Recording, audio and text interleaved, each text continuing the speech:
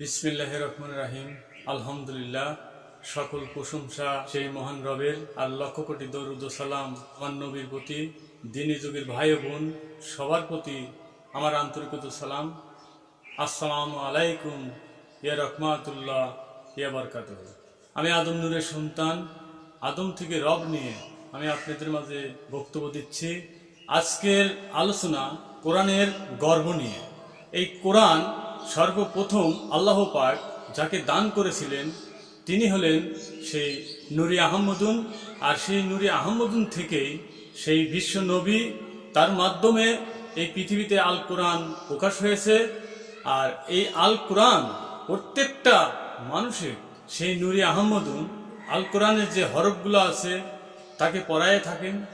আর তিনি যখন আল কোরআনের প্রত্যেকটা আয়াত তাকে পূর্ণভাবে পড়ানো যখন হয়ে যায়, তখন তিনি সেই দয়ার নবী, মায়ার নবী আমাকে আপনার এই দ্বীনি রাজ্যে পার করে দেন। যখন পার করে দেন তখন এই দ্বীনি নূরের আলো এবং জ্যোতি যার ভিতরে সেই বিন্দু পরিমাণ উদয় হয়, তখনই তিনি বুঝতে পারে যে আমি সেই আল কোরআনের গর্বে ছিলাম, আমি দ্বীনি জগতে এসেছি।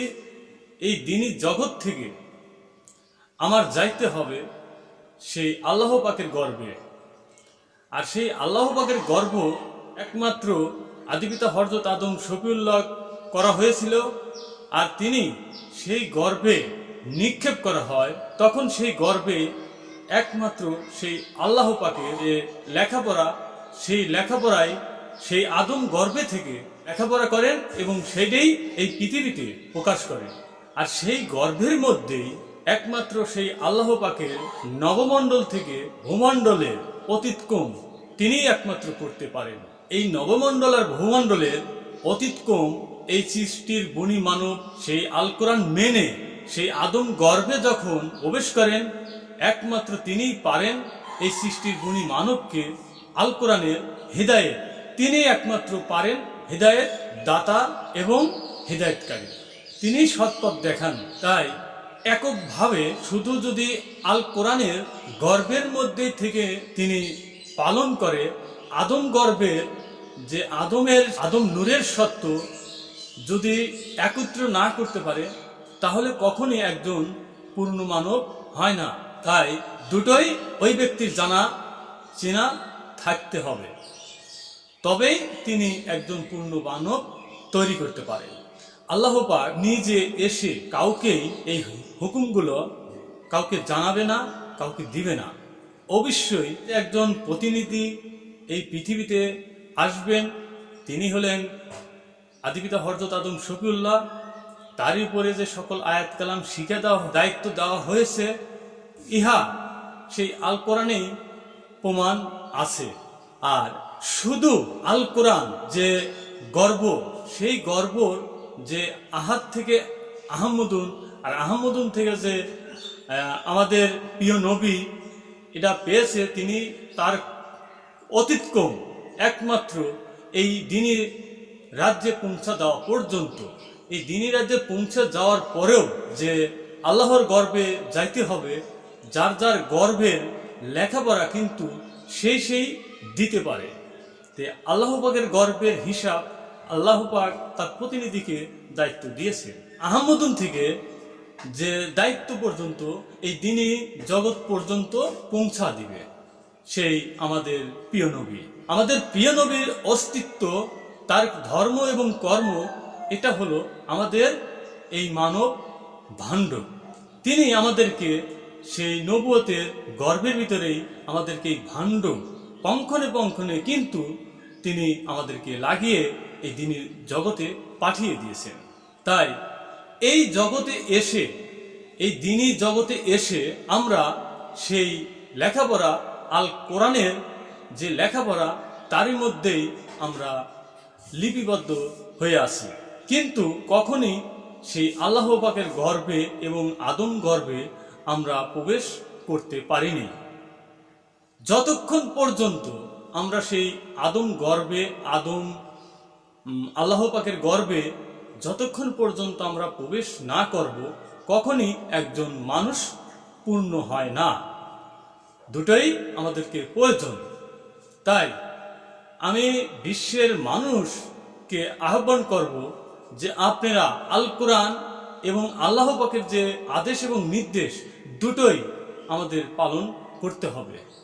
যদি আমরা শুধু আল কোরআন এবং নবীর বাণী ধরে পালন করি, অবশ্যই আমাদের প্রিয় নবী একজন মানব বানানোর জন্য তিনি আদেশ এবং নির্দেশ রেখে গেছেন এই আল কোরআনেই। তিনি যখন আমাদেরকে একটা পূর্ণ মানব করে এই দিনই জগতে প্রেরণ করেছে, সেখান থেকে যে আমরা আল্লাহ পাকের গর্বে যাইতে হবে, অবশ্যই এই আল কোরআনের মধ্যে সে দিশাগুলোও রয়ে গেছে।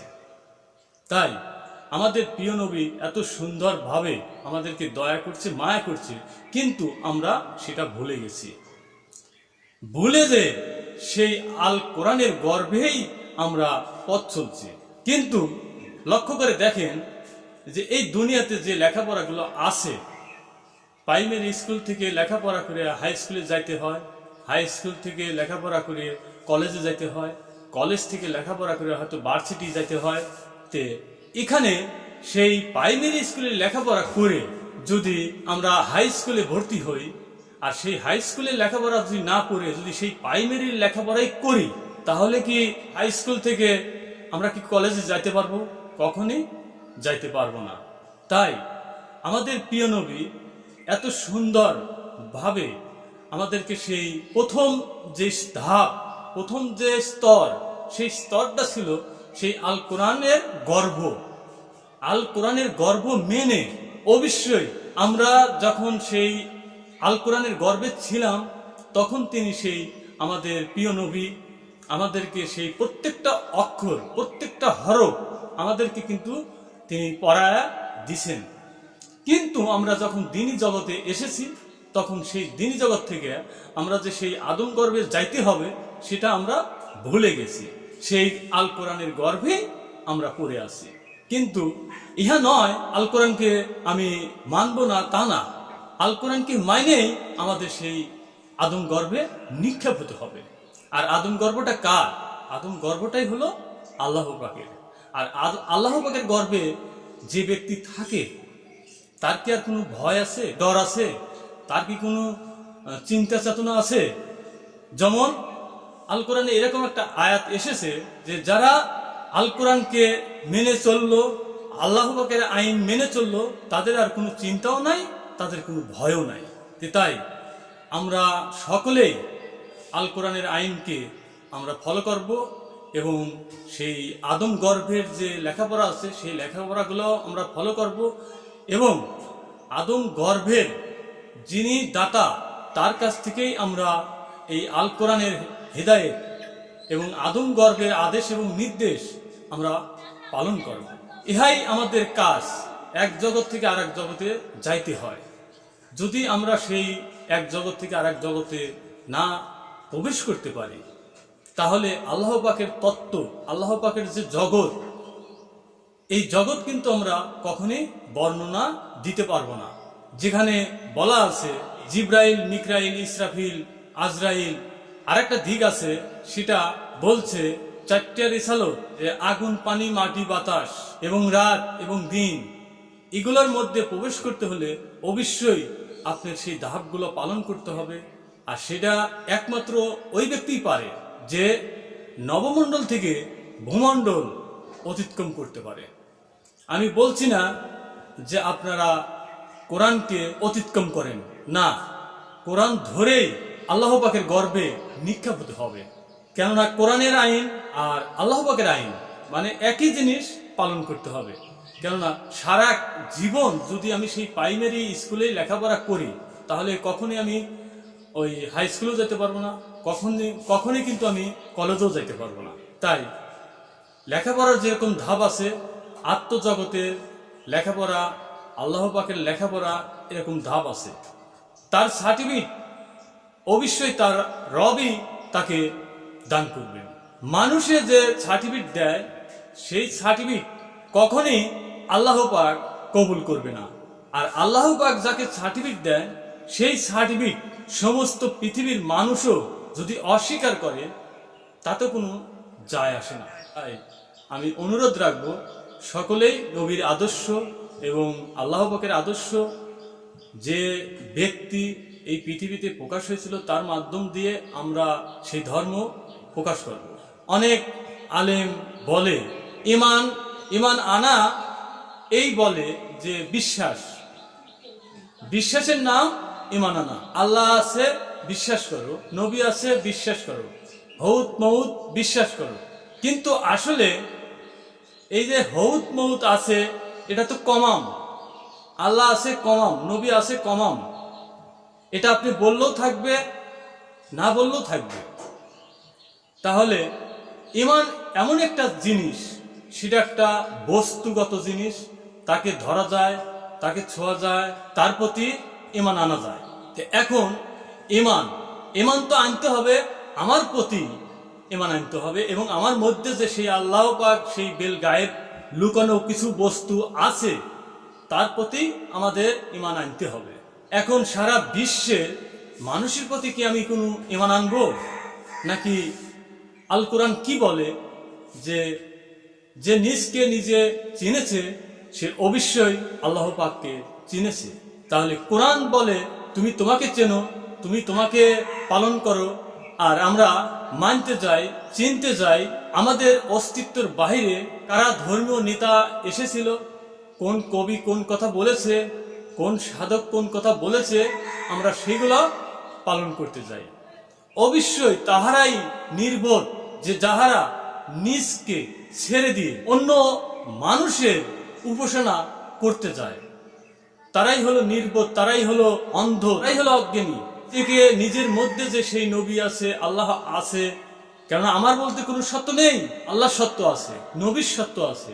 আমি আদম নই, আদম ছাড়া যোদাও নই। তাহলে অবশ্যই আমি যখন সেই আকারে ছুরতে সেই আদম হয়ে আসি, তাহলে আল্লাহ যদি আমার মধ্যে থাকে, নবী যদি আমার মধ্যেই থাকে, তাদেরকে যদি আমি পালন করি, তাহলে অবশ্যই তো তাদের কাছেই আমি একজন প্রিয় বান্দা হব।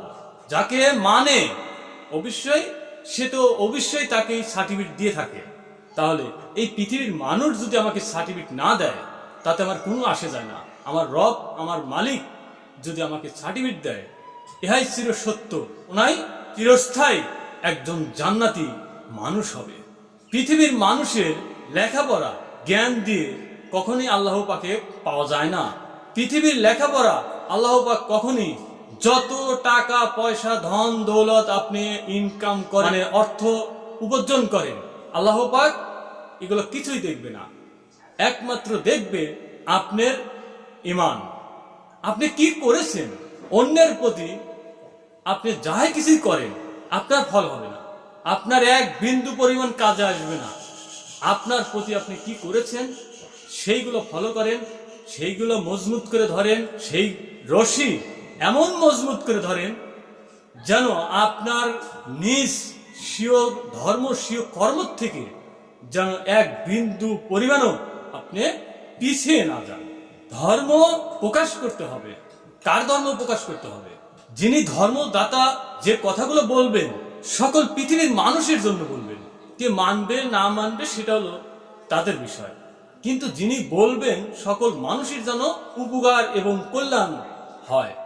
তাই বলতে পারে না, কারণ বেহুশে এই দিনী জগতে প্রবেশ হয়েছে, কাতর অবস্থায় অজ্ঞ অবস্থায় এই পৃথিবীতে প্রবেশ হয়েছেন। তাই তারা সেটা ভুলে সেই ওয়ানের যে লেখাপড়া, প্রাইমারি স্কুলের যে লেখাপড়া, সেই লেখাপড়ার মধ্যেই তারা কিন্তু আল্লাহ পাকের যে লেখাপড়া আছে সেই লেখাপড়া কোন ব্যক্তি এই পৃথিবীতে দিবেন? একমাত্র সেই আল্লাহ পাকের যে প্রতিনিধি, সেই আদিপিতা হযরত আদম শফিউল্লাহ, এবং তাকেই তো এই ঘোষণাটা দেওয়া হয়েছে। এখন যদি আমি পৃথিবীর মানুষকে জিজ্ঞাসা করি, হে পৃথিবীর মানুষ, তোমরা কি আদম থেকে তোমরা কি সেই ঈমান এনেছো? তোমরা কি সেই ধর্ম নির্ধারিত করে নিয়েছো? তারাও বলবে আমরা তো মানুষ, আমরাও তো আদম। ভাই, তুমি যদি সেই মানুষ হও, তুমি যদি সেই আদম হও, কেন তুমি বলতে পারো না আওয়াল থেকে আখের পর্যন্ত যে ইতিহাসগুলো বর্ণনা, তুমি কেন বলতে পারো না? তাহলে তুমি আদম নয়, তুমি একজন সেই আদম ভাণ্ড পেয়েছো, এটা সত্য। তোমার মধ্যে যে অসংখ্য সেই আওয়ালের যে নুরিতন, তাদের নফস কাজ করতেছে, আপনি নিজেই সেই আদম সুরাতে থেকে আদম আকারে থেকে আদমের দিন দিয়ে এই পথ চলেন, আদমের বাক্য দিয়ে আপনি কথা বলেন, আদমের সশরীর নিয়ে আপনি চলাফেরা করেন, আর আপনি কি আদমের গান আপনি ভুলে গিয়েছেন। ভুলে যায় আপনারা সেই অন্য অন্য মানুষের সৃষ্টির গুণী মানুষ তাদের প্রতি ঈমান এনেছেন। কোরআন কি তাই রায় করে? কোরআন কখনই তার রায় করে না। কোরআন রায় করে একমাত্র আপনার ভিতরে যে বেল গায়েব আছে, সেই বেল গায়েবের প্রতি ঈমান আনার কথা বলছে। গর্বের বিষয় মানে একে একে সেই আওয়াল থেকে আমি এই বর্তমান মানুষ হয়েছি, এখান থেকে যে সেই আদম গর্বে যাইতে হবে, সেই হিসাবে গর্বের স্তরগুলো আপনি বুঝতে হবে। যে আদম গর্বে যতক্ষণ আপনি প্রবেশ করতে পারবেন না, ততক্ষণ আপনি কখনই সেই আল্লাহর তত্ত্ব আপনি বলতে পারবেন না।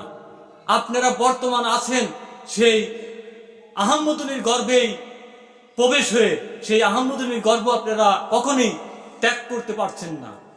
আর যতক্ষণ আপনি সেই আহম্মদুনির গর্ব ত্যাগ না করতে পারবেন, ততক্ষণই আদম যে সেই শ্রেষ্ঠ হয়েছিল, আদমের ভিতরে যে সকল আয়াত কালাম শিক্ষা দেওয়া হয়েছিল, এর তত্ত্বর বিষয়ে আপনারা কেউ বলতেই পারবেন না। এ বিশ্বের মানুষ, তোমরা মানুষ হয়েছো কিন্তু বেহুশি চলছো এখনো।